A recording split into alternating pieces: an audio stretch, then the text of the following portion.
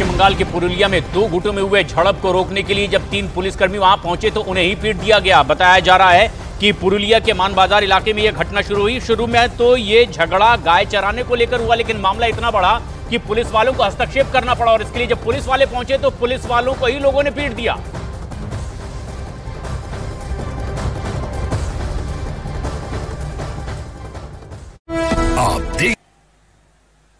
अन्नपूर्णा पूजा আছে 15 তারিখ, আমরা সবাই করি যে পারে।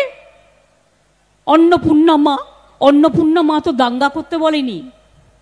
16 তারিখে অষ্টমী আর রামনবমী, ওটাকে রামনবমী বলে, রামনবমী বলি, সেটা হচ্ছে 17 তারিখে।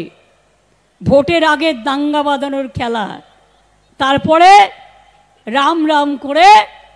আমার রামের প্রতি অশ্রদ্ধা নেই, কিন্তু দাঙ্গা করবেন না, দাঙ্গা করে ভোট করবার চেষ্টা করবেন না। তাহলে মনে রাখবেন দাঙ্গাকারীদের বিরুদ্ধে যত কঠোরতম ব্যবস্থা আমরা নেবই নেব, দাঙ্গাকারীদের ছাড়ব না। बंगाल में रामनवमी पर दंगों का अपना एक इतिहास है।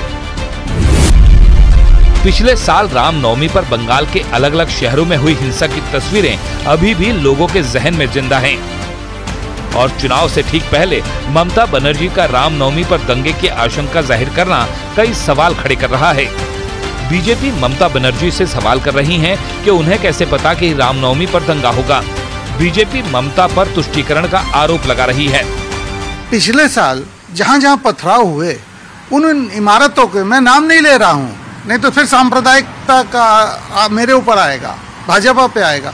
जिस जिस इमारतों से पथराव हुए, क्या भाजपा वहां जाके छत पे पत्थर रख गया था? ये शायद उनका गुप्त संकेत कुछ लोगों को है कि 17 अप्रैल के लिए तैयार हो जाओ, जैसे यहाँ पर सांप्रदायिक हिंसा लगे, रायट हो। ये उनका एक गुप्त, मेरे ख्याल से सिग्नल जिसको कहते हैं। अयोध्या में 22 जनवरी को भव्य और दिव्य राम मंदिर में रामलला की प्राण प्रतिष्ठा के बाद सियासी फिजा राममय हो गई और विपक्ष के कई नेता भी राम नाम जपने लगे, जिसका असर ये हुआ कि बंगाल में पहली बार रामनवमी पर सार्वजनिक छुट्टी का ऐलान किया गया। बीजेपी इसे भी ममता का राम को लेकर डर बता रही है। बंगाल की 42 लोकसभा सीटों पर इस बार भी टीएमसी और बीजेपी में सीधी टक्कर मानी जा रही है।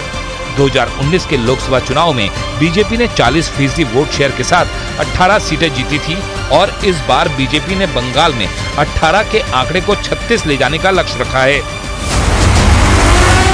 और इस लक्ष्य के बीच बीजेपी